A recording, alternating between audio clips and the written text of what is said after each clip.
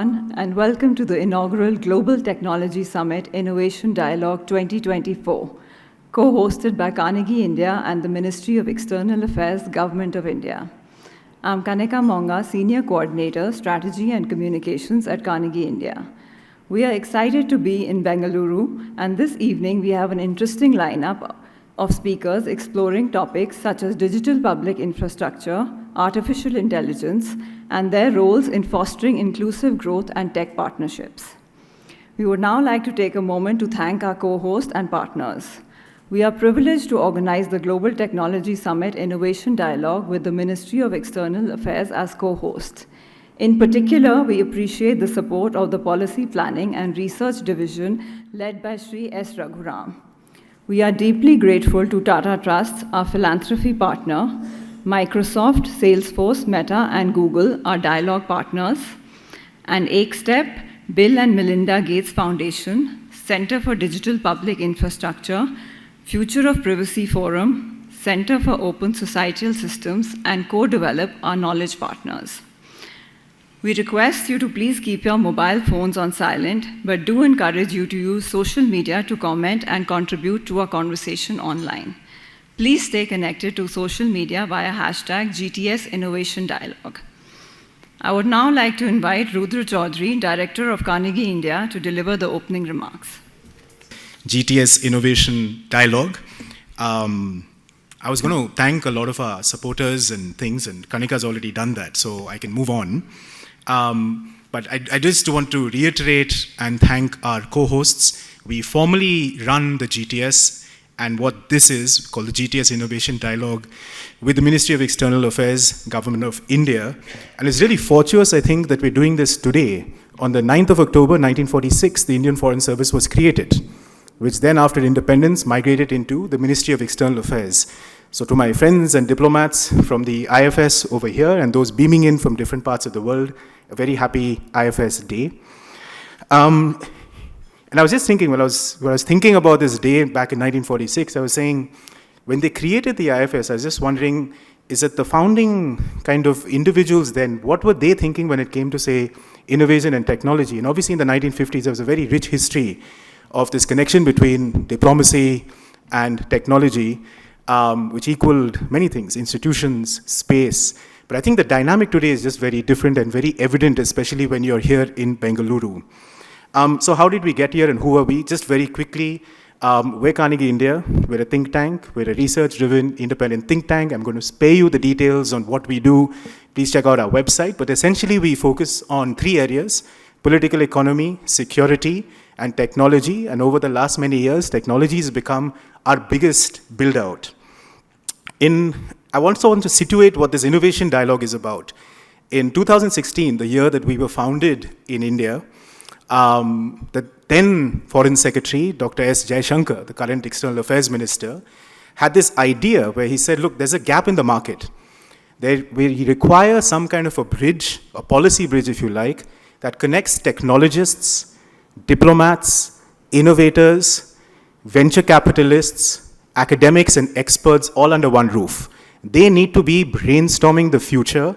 And if they don't, then we're going to get something wrong as far as the ministry is concerned. My understanding I only joined Carnegie in 2018, but my understanding from those who founded Carnegie was that was very much the thinking. And hence was created the Global Tech Summit, which is a slightly bigger affair than this in different ways.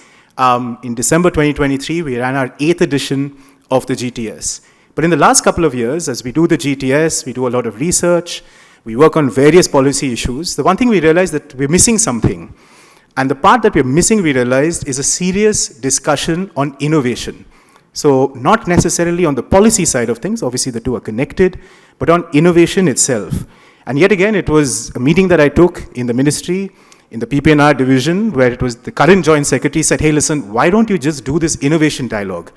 Let's get innovators and thinkers and people who build technology from different parts of the world. And I'm thrilled that we have 25 different representatives from think tanks, countries, digital departments, Prime Minister's office who are here with us today to basically workshop and discuss the future of technologies. We also decided that for this iteration, which is the inaugural iteration, we'll focus on two kinds of technology, if you like, transformative in their own ways. digital public infrastructure, which this audience in Bengaluru needs zero introduction on. And now I think it's fair to say the globe needs zero introduction on. And the second is on artificial intelligence. So we've just spent about 2.5 days in fairly intense, fairly deep discussions. And I think at some level managed to square away the conversation we had with the ministry in terms of why we were doing this, and perhaps the vision that Dr. Jayashankar and the founders of Carnegie India had back in 2016, which was to genuinely build an ecosystem under an umbrella where you have the builders, the visionaries, the technologists, the innovators, the startups, VCs, and as importantly, the academics, think tankers, and policymakers essentially trying to figure out the path in the future of DPI and the current, present, and future of AI. So again, I just wanted to thank government representatives from Papua New Guinea to Morocco, from Nepal to Germany, think tankers from around the world for coming and spending this time. And I think there's no better place to kick this off than here in Bengaluru. Bengaluru is also very special to us. It was in this very room in 2016 that we started the GTS. So that journey started right here in this hotel, in this very room. And there are some people over here who've been part of this journey a lot longer than I. But there is no city in the world that is a better expression of the term ecosystem than in Bangalore. And I can say that we are one of the greatest beneficiaries of this idea, very innovative idea, called ecosystem. And I just want to call out and thank those in this ecosystem who have enriched our lives, expanded our visions, and expanded our universes in the way in which we think about technology, policy, not just from a purely academic perspective, but as importantly as a perspective of impact, which has kind of taught us to say is that there is some degree of causality when it comes to policy. This is not all ivory tower stuff. You can actually think of stuff and get it done as well. And I just want to point to 2-3 of our knowledge partners who've been kind of hugely inspirational in the way in which we have considered policy imperatives. The X-Step Foundation, and I want to thank Shankar Maruwada, the co-founder and the chief executive officer, CDPI, Pramod Verma and Kamya Chandra. I want to thank Rahul Mathan. He has no umbrella. I could say trilegal, but I don't know if that correctly, it does, okay. CV Madhukar and Co-Develop, and then many others. But I think these ecosystems have hopefully, without these ecosystems, we could not have done the workshops that we did yesterday and day before. In fact, without these ecosystems, I am absolutely certain, and for those who've been in the closed door, I should say, by the way, this is on the record. You're carried on cable TV, so I'll be a little careful. But without this ecosystem, a lot would not have happened even globally when it comes to some of the big technology projects. So thank you very much. With that, I have the distinct privilege of introducing our keynote speaker tonight, Dr. Seth Center, who's the acting special envoy for critical and emerging technology in the US State Department. Seth has worn many different hats. He served in the State Department policy planning staff. He's been the senior advisor to the National Security Commission on AI in the United States. He served in the National Security Council in the United States in helping write, I think basically mostly wrote the national security strategy. But interestingly, he's also a historian. He's also a think tanker. I think fair to say, Seth, you get what all of this is about, more than other officials. And we're just delighted that you could come and spend this time here, especially in Bengaluru. And if I can add, Seth is a very good friend to India. Dr. Seth Center, please. A lot of pressure to be a part of an inaugural anything, especially when it involves innovation and a summit with a great tradition. So delighted to be here. Thrilled to be in Bengaluru. Huge amount of effort goes into this, so thanks to Carnegie and team for putting it on. Kindred spirits in the External Affairs Division who do policy planning, again, something that I'm fond of. The real question, though, is why I'm here and why we're here. And I ask that because on the plane here yesterday morning, I was talking to a DevOps guy, a software guy. He had a T-shirt on, and he was clearly a computer guy. And I explained I was from the State Department in the United States. And he says to me, we don't see any of you guys down here at all. And I said, then I'm going to the exact right place for the conversation that we need to have. Also on that plane, I did some very serious research on Google, and one of the first hits on Bengaluru and tech was an article titled Peak Bengaluru, where I learned that a hotel was employing a virtual AI assistant to check in guests, and I hope that is not the apex of AI or Bengaluru, but indicative of an innovative environment down here. I think equally indicative, yesterday I was meeting with some Karnataka state officials, one of whom corrected me when I said that this was the Silicon Valley of India, and she reminded me, in fact, that the ambition was that the Silicon Valley would be the Bengaluru of the West Coast of the United States, which I thought was exactly right in capturing both the talent and the ambition. Also talked to a biotech founder yesterday at a startup who explained that Bangalore and the Bay Area were two sides of the same coin. So you see this extraordinary coupling of talent, ambition, and a relationship between US innovators and Indian innovators. So I think that helps to explain the wisdom of bringing this conversation back here to Bengaluru, but it still doesn't answer the question of why we're here. And I think we're here for the same reason that many governments now pass through Silicon Valley, and that is, as a wise person once told me, that even if technology firms are not interested in geopolitics, geopolitics are certainly very interested in technology. And the bigger picture there, of course, is one that was very clear just a few weeks ago in Wilmington, Delaware, on the geopolitical front, where Presidents Modi and Biden called their relationship the defining partnership of the 21st century that is decisively delivering and serving the public good in the world. And of course, that's the real story of the intersection of the United States, India, and technology, where in reality, as all of us have experienced, some with more forethought than others, Carnegie being on the leading edge, that tech is integral now to statecraft. It's integral now to the foreign affairs and diplomatic community, which I'm a part of. It's indicative in the Biden administration's approach to a new industrial policy, where we put $52 billion into revitalizing the microelectronics industry in the United States, tried to revitalize the clean energy agenda in the United States and the clean tech agenda as well.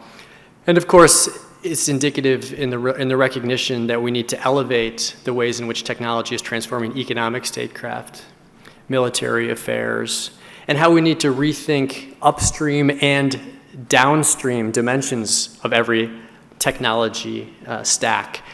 We now have India as a member of a partner in a critical minerals partnership at the upstream. We now have deep and integral conversations across many technology areas on supply chains. We've recognized the strategic impact of commercialization. And of course, now we're partnering with India on AI governance agendas around the world. So you see this full stack recognition of the intersection of geopolitics and technology. And in all of these technology areas where we care about, whether it's artificial intelligence, whether it's quantum information science, biotechnology, there's a recognition that we have a joint common project, which is to shape the rules of the road for these technologies as they play out. A recognition that the competition for commercial influence across the world to field, develop, deploy these technologies is not just a commercial competition, it's a geopolitical competition. A recognition that our common security and common prosperity require building trusted technology ecosystems in all of the critical technology areas. And of course, there's a recognition that in certain very small subsets of these technology areas that implicate our narrow national security interests, we need to think through what small yards and high fence approaches to technology protection will require. And the logic of this statecraft and the logic of this template for thinking about the intersection of technology and geopolitics has really played out in the most vivid way in the US-India relationship through ISET. The breadth, depth, and ambition of the bilateral partnership and the urgency of the elevation of technology and geopolitics. ISET, if I can spend a moment on it, is not just another bilateral dialogue. It's a blueprint for how strategic partners and large democracies can shape the future of technology, and by extension, the future of the world. And at its core, it really is about reminding the world and driving forward the belief that the 21st century should be rooted in shared democratic values. And so when President Biden and President Modi did launch this initiative in 2022, they had a larger vision, a larger agenda, and I've been privileged personally to be a part of the 2 National Security Advisor ISET programs, as well as the intersessional agenda that we had here on the margins of the GTS Summit last year. And what they've done more than anything else, if we look back on 18 months of accomplishment, is by bringing together the highest level officials in governments, what they've done is activate extraordinarily large and complex bureaucracies to act in unprecedented ways with unprecedented speed to accomplish concrete action. And they've done so only because of partnership often with the private sector in that. So let me just share a few examples of what this looks like to explain what a true full stack tech partnership looks like across R&D, hardware, manufacturing, supply chains, commercialization, applications, and rules and governance.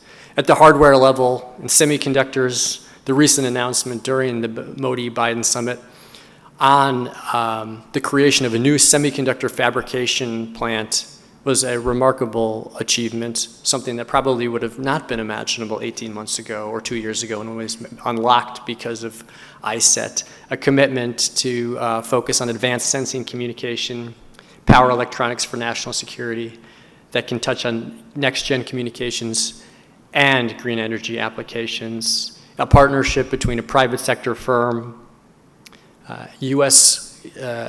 the U.S. government, the U.S. military, and the Indian government, the Indian military, and India's semiconductor mission. So you see this incredibly complicated partnership coming together and producing outcomes. We're putting real resources and effort behind the R&D relationship, which is long-standing and we should be proud of over decades. $90 million in committed government funding over the next 5 years for the U.S.-India Global Challenge Institute, the U.S. National Science Foundation and India's Department of Science and Technology selecting 11 projects for funding with a grant of over $5 million covering key areas like telecommunications, connected vehicles, and machine learning. And in the realm of biotech, an area where we need to do far more than we've done in the past, a commitment to the first ever joint call for collaborative research projects in computational biology and other cutting edge fields like biomanufacturing solutions. Last month, I was delighted to help host a coordination mechanism meeting between U.S. and Indian quantum officials in Washington, indicative of the next phase of a complicated evolution of a technology that's going to require U.S.-India cooperation. And tomorrow, I'm delighted to go up to New Delhi to help participate in the awarding of 17 awards for binational research in AI and quantum technologies through the U.S.-India Science and Technology Endowment Fund. Now, all of this seems like a long list, and lists are not interesting in remarks, but the list is what conveys the concrete actions that can come out of what many people believed was only going to be a symbolic diplomatic effort. It's these concrete applications across the broad swath of technology areas that demonstrate progress and action. And so in that respect, I think it's the cumulative mass of this effort that's so impressive and provides a model for the future, and that makes me extremely optimistic looking forward. So what would be next in a US-India technology partnership, and one I think that speaks to a much larger conversation in the world about how we bring technology for good, technology applications to the entire world, including the global south, which has, over the past 2 decades, rightly been very concerned about being left behind in a digital divide.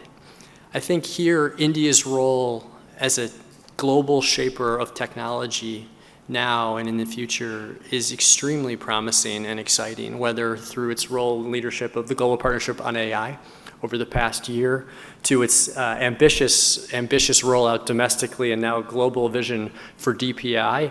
You see an opportunity for India to reach the developing world through its long-standing leadership in new ways, leading with technology across the stack. And I think the United States would very much like to be a partner in bringing that affirmative vision and those capabilities and capacities to the developing world. We certainly are playing our part. Just 2 weeks ago in New York, Secretary Blinken launched a global partnership on inclusivity on AI with the private sector, which is determined to deliver $100 million in AI capacity to the developing world in the categories of compute and context and capacity building. And so I think together we have a real opportunity to take what has been a bilateral relationship that's been successful and create a whole bunch of opportunities around the world. It is, and as another wise person told me yesterday, a place where innovation can meet inclusion in reaching the global south, and certainly we're eager to play our role cooperatively. This geometric expansion of the US-India tech partnership has played out in other ways as well. I was fortunate to be a part of the first trilateral technology conversation between the US, India, and the Republic of Korea, covering many of these areas. The US and India are participating in a Bio5 project to think about what resilience of supply chains and pharmaceuticals will look like, an example of supply chain diplomacy and efforts in a multilateral context as well. And so you start to see opportunities really not expanding linearly, but geometrically through this relationship. It's really been a privilege to be a part of seeing the growth of this evolution. It's been really exciting to see the ways in which the think tank ideas, which germinate over many hours in some of these workshops, are translated into policy ideas, and then looking back a year or 2 years later to see how those policy ideas actually become policy and then suddenly show up in presidential statements and then drive bureaucracies into action. And so you see the full life cycle of ideas turning into action through this ISET process, in part to a large extent thanks to work like this. And of course, the take-home message coming to a place like Bengaluru is that it's not governments that are going to drive this relationship forward. It's certainly not governments that are going to drive the technology forward. It's going to be the entrepreneurs, the private sectors, and the next generation of tech leaders working across borders, across Bengaluru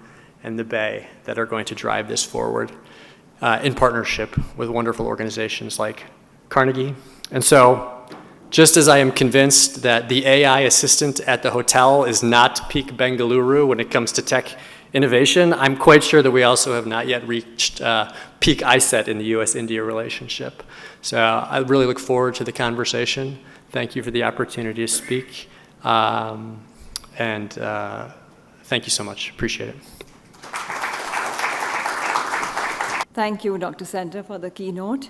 May I please request Shankar Maruvara, CEO and co-founder of AkeStep, to come on stage and continue the conversation with Dr. Center on the present and future of tech partnerships.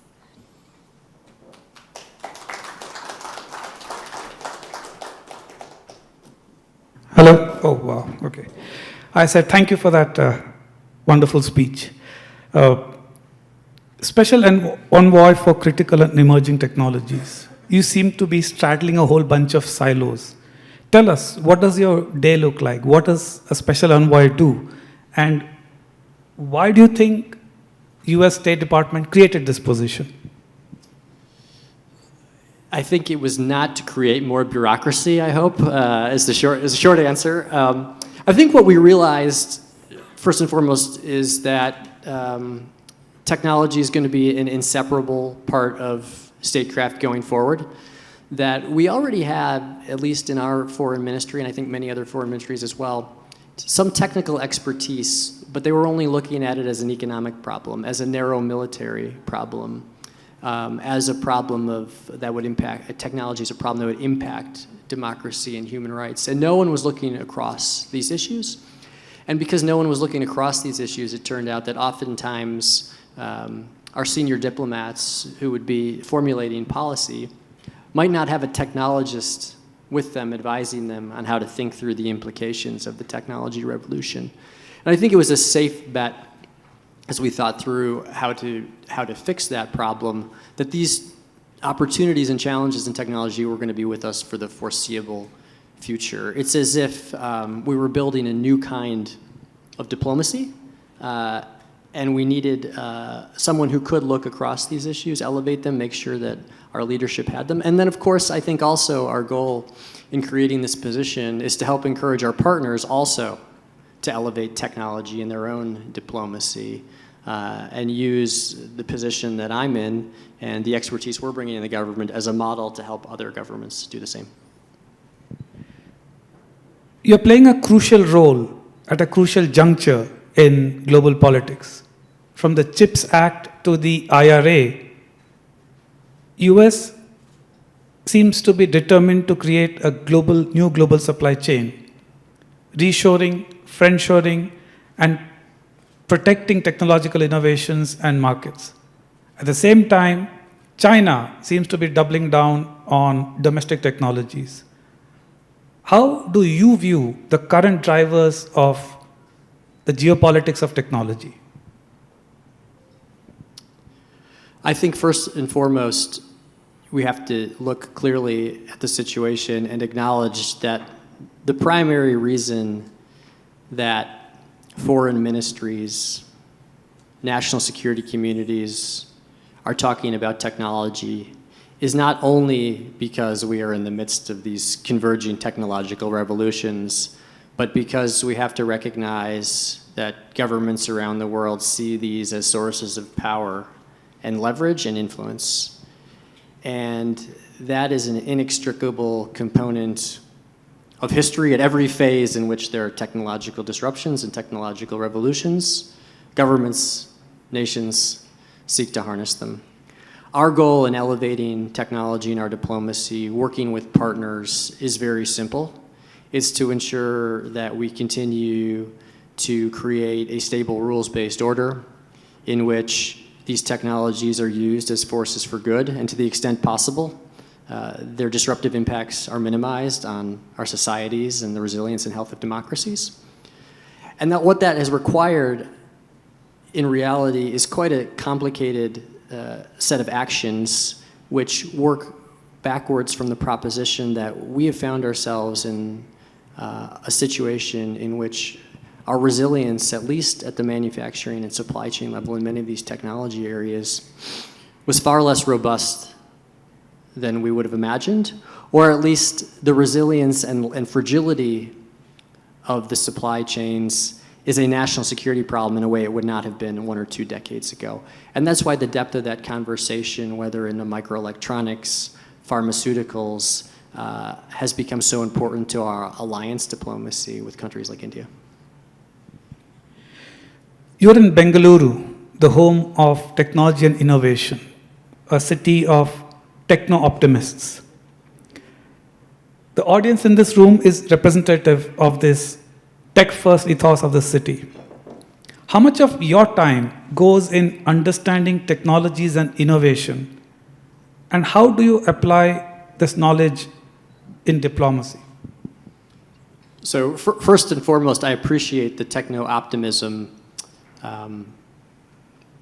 India, at least if you look at polls, is more than twice as optimistic Indians as Americans about the prospects and opportunity presented by AI, and so it is refreshing to travel to places like India to see the prospects and hope for these technology revolutions to play out.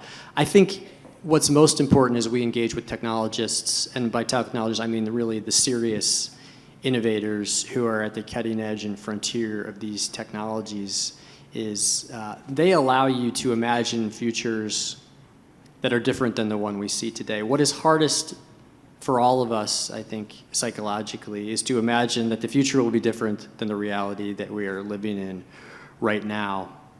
And that applies also to our technology diplomacy, where in 2023, when I started in this role, I assumed, this was just before ChatGPT became a powerful cultural influence around the world, that AI was going to be a far quieter part of diplomacy than our biotech diplomacy and our quantum diplomacy. And within months, it came to dominate the global, not just the global agenda, but the global technology diplomacy agenda. And I think, candidly, if I would have been talking more closely to some folks in the AI community we would have been in a position to be much more anticipatory than we were. And so that's the kind of lesson that I think all of us need to take forward, is to make sure that we're constantly touching the innovators in whatever the technology area it is, so that we can at the very least try to shape the future rather than be shaped by it. Recently, the Quad Leaders Summit in Delaware that President Biden hosted, that summit produced a principles document on DPI. For many of us who started working on DPI more than 15 years ago, there's Pramod in the room, Alok, and several other friends, very much from a domestic perspective, the Quad statement seems extraordinary.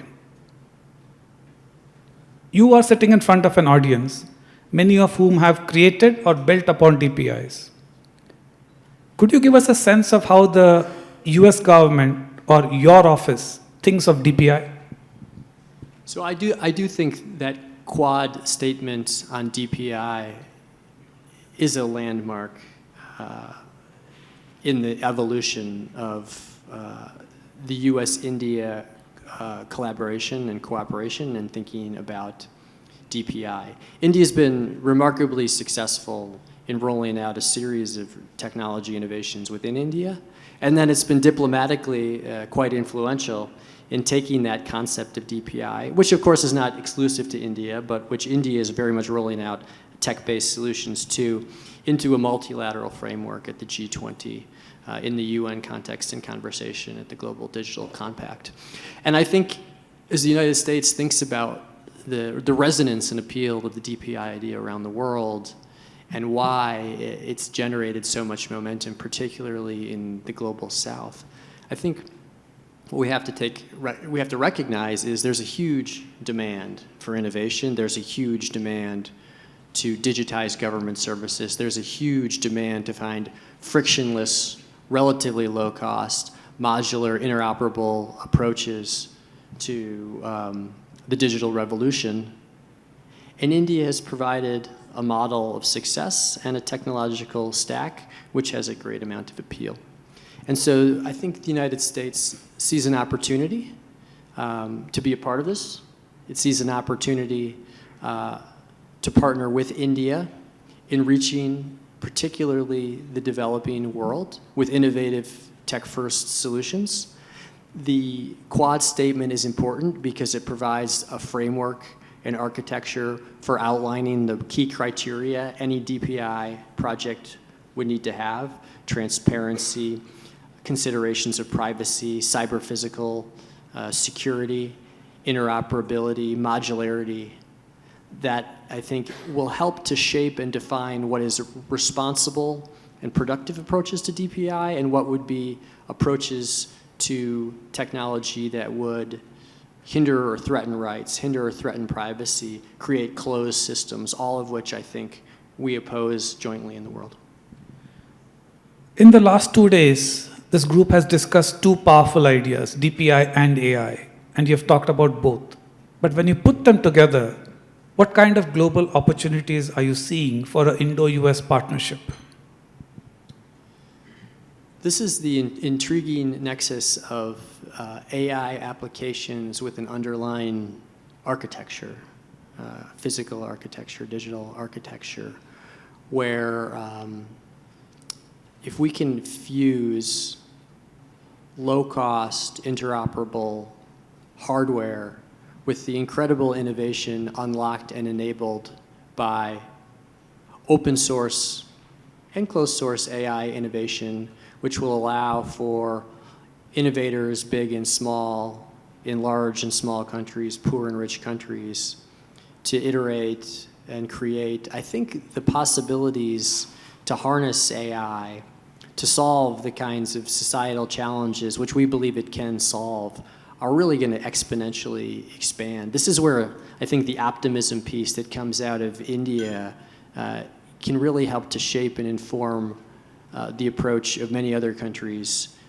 to the digital future, and really take a narrative that had been quite pessimistic over the past 20 years about digital divides and transform it into a much more hopeful future. Excellent. Earlier you told us about the ISET. How unique is this partnership, and the new structure that has been created? And what message would you have for the tech builders and venture capitalists sitting in this room? Well, I think I haven't hidden my views or the United States' views on the success and accomplishments of ISET. It is unique in the sense that a presidential-driven directive stewarded by national security advisors creating the breadth and depth of technology agendas that can activate entire large government agencies across everyone from the niche quantum communities that we have to our more traditional R&D agencies, to our defense departments, to our foreign ministries, which otherwise maybe would have been in backwaters of these conversations, is incredible. We've tried to apply that same model in a few other cases to elevate technology dialogues, to unlock obstacles, to deepen partnerships. And then ultimately, I think the goal will be to try and stitch together these kinds of technology relationships into a broader lattice work.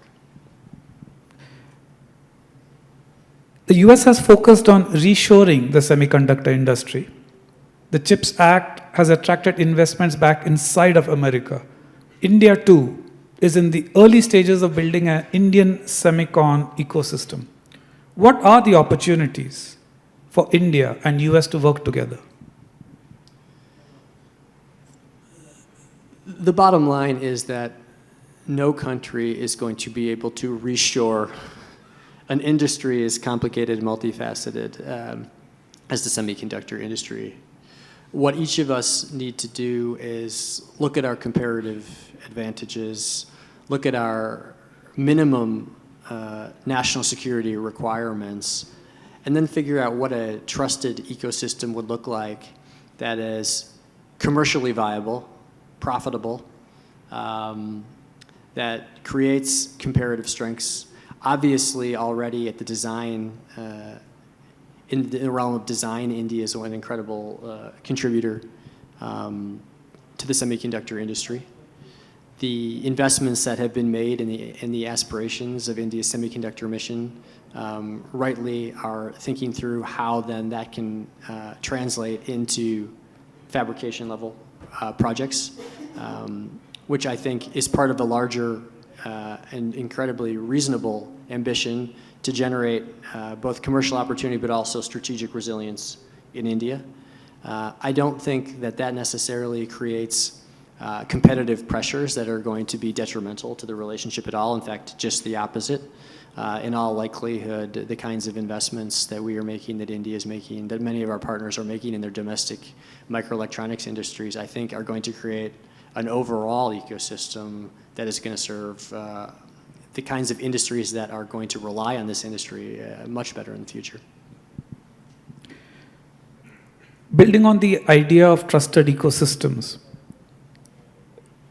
in the last year's AI Safety Summit at Bletchley, the idea of AI safety institutes came up, and it is already a reality in many countries of the world, including UK, US, France, and Singapore. And India, too, is talking about activating a center here.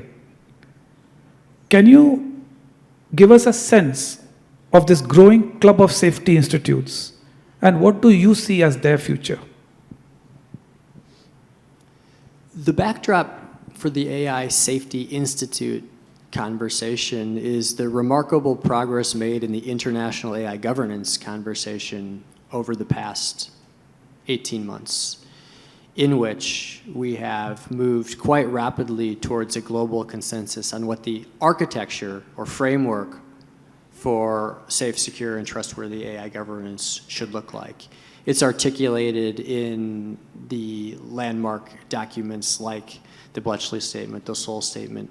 It's been enshrined in the UN General Assembly resolution, which India and the United States co-sponsored on AI.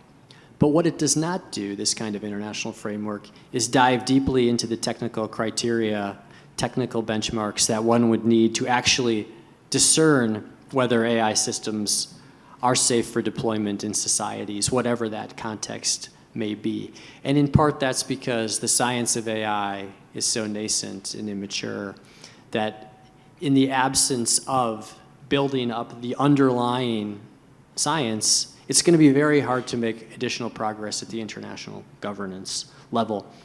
And so what the United States has done, what the United Kingdom has done, what India is in the midst of doing is trying to build up a technical capacity to develop and benefit from that AI science, to translate it into benchmarks, guidelines, frameworks that can then translate into whether it's soft regulation or hard regulation in a national context, and most importantly, an interoperable framework in an international context that's going to enable the safe application and enjoyment and acceleration of AI innovation for all of the use cases that we believe it will have to benefit the world.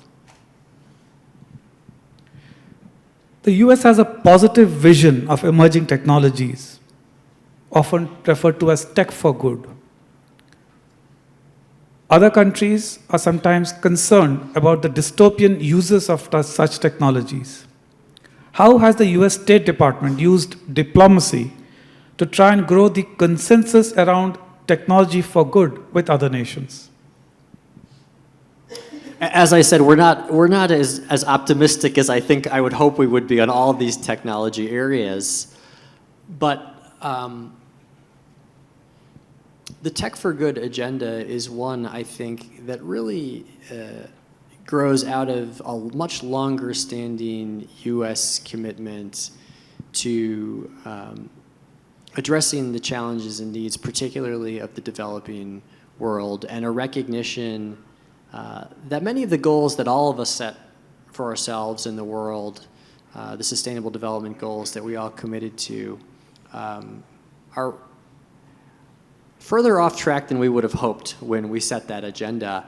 And while we're not techno-utopianists, I think we do believe that technology can be an accelerator to get back on track. And concretely, the United States has done a few things, for instance, in how we want to leverage AI for AI for good or tech for good agenda. As I mentioned just a couple of weeks ago, we brought together some of the leading AI firms and collectively committed $100 million towards AI for good. And that's not just in the realm of pushing AI applications to solve specific problems. It's a recognition that the real demand signal in much of the developing world is for capacity building, enablers, infrastructure. And so we want to focus on using this development assistance to provide compute credits, for instance, for small research organizations or governments that may need help, to help encourage and facilitate and catalyze additional training, skill training at all levels up to the graduate level to ensure that countries can become AI ready. And ensure also that as models are developed and built, that the kinds of data sets needed to ensure that they are less biased, more representative, culturally nuanced are taken into account. And so there's an abstract idea of tech for good or AI for good, and then there's the concrete actions that need to be taken, and we're quite determined, both in the State Department and our foreign assistance programs, to drive that forward. Space is often called the final frontier. I'm sure there are a lot of Star Trek fans out here. But in the case of India, it was one of the early movers in this area, and this bet paid off in the form of a well-respected public sector space program. However, the private sector in India is in its stage of infancy. It's very early days. Can the Indian private sector cooperate with their US counterpart as equals? Is there scope for Indian companies to move the needle in the US space ecosystem, which often operates at an exponentially larger level? I think first and foremost, the best reason for optimism is the government-to-government cooperation on space, which I think unlocks an entirely different conversation within their respective private sectors about how they can engage in space. Obviously, having joint research projects, working on satellite launch together are indicative of a trend that's going to create a new structural reality for our private sectors. I don't know that scale is necessarily the most consequential component of this. I would say, as we see the rapid change and acceleration in other sectors of cooperation, where we've knocked down barriers and obstacles to private sector work, for instance, in the defense sectors, it's indicative of a possibility that the future as we experience it today will not be the reality of tomorrow if there is political and bureaucratic will to move forward. Often, I think the private sector sees barriers and obstacles and gets discouraged from moving forward, from pushing harder in cooperation with governments. And I would hope one of the lessons that we've seen of ISET over the past year is that some of these seemingly insurmountable barriers to private sector cooperation with governments in the US-India relationship are not as insurmountable as people would have imagined. Yeah, that's great to hear. As someone who's a historian, a social scientist, and a practitioner, and in the world of emerging technologies, where is diplomacy going to be needed the most? And what role can India play as you see it in this? So first and foremost, we should avoid at all costs the kinds of analogies that would overhype or securitize the technology revolution that we're experiencing. I think about artificial intelligence and the ways in which automatically the public discussion and even the discussion among AI experts has moved towards the nuclear analogy, whether that's in the context of global regulation through an IAEA or in the context of governments needing to develop Manhattan projects for AI. I think these are deeply, deeply misleading. They're harmful to the adoption and acceleration and responsible governance of these technologies. And what I've been pleased by and really heartened by in conversations with India and talking, my Indian counterparts, and talking about an AI future and what responsible innovation looks like is, this is one place where those kinds of analogies have not nearly been as pervasive as in talking to other countries and governments. And so I think a sober, practical approach to these technologies is one area that's problem-based, focused on solving societal challenges, is one area where I think we could learn quite a lot from the Indian approach to technology. As someone whose job involves peeking into the future through the mists of time and a student of history, what book do you go back to? I knew you were going to ask this question, so I had to think hard about this. One is actually an obscure book that I guarantee no one here has ever read, which is the official Department of Energy history of the U.S., the origin of the U.S. nuclear program. You can find it on PDF, but it's not very exciting to read. And the reason I highlight this is because if you study the examination of the early period of nuclear history, the evolution of the industry, the evolution of government efforts, it looks nothing like what we are experiencing today in the AI revolution. At the hardware level, at the level of international governance, at the national security application layer, at the role of the private sector in supporting the government.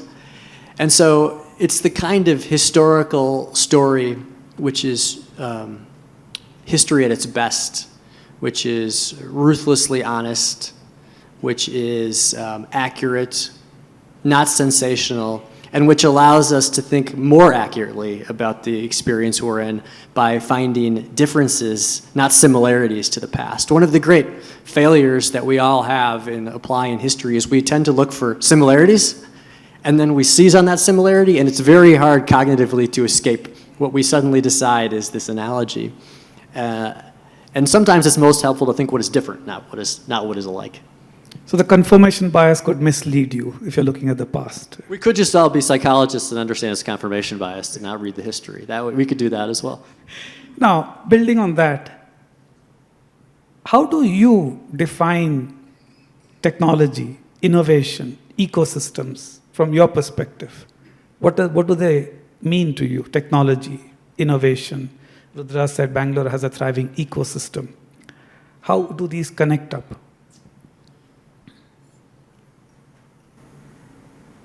We have an interesting situation where I learned this from a commissioner on the AI Commission who was an esteemed and renowned AI scientist. And he said to us, look, guys, it's only AI until you've used it for 2 years, and then it's just software, right? So innovation in technology and novelty wears off extremely quickly when you're thinking about the emerging part of critical and emerging technologies. And so our goal is to rapidly transition from the novel phase to the deeply embedded phase, where technology is simply a part of embedded in our landscape, our lives, and do that in the least disruptive way for our societies, the least disruptive way for our national security policy, the least disruptive way for our economies. That's the goal of government, good government public policy, as we think about our responsibility for stewarding technology from a critical and emerging phase into a take-for-granted phase of technology to get through one of these technology revolutions. We know they're always disruptive. We unfortunately know that often they lead to destabilizing consequences for a security environment. We know that they can be deeply destabilizing and revolution-producing at societal levels. And so if we recognize those things, then it sort of becomes clearer what our ambition as public policy officials are, whether at a state level, a national level, or an international level. And I can't let you go without asking this. Any bets on the election?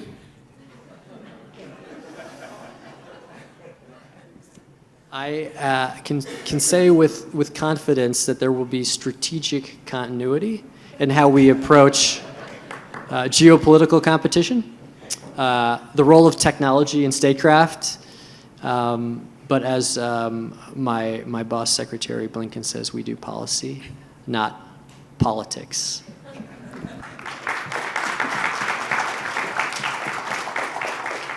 Ladies and gentlemen, that was ISET Center, who has done an enormous amount of work over the last 18 months to push forward the Indo-US partnership in multiple ways. It's been a pleasure talking to you, Seth, and thank you for everything.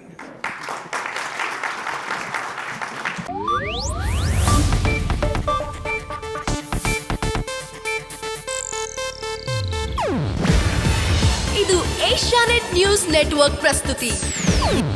ನೀವು ನೋಡ್ತಿದ್ದೀರಾ Asianet ಸುವರ್ಣ news.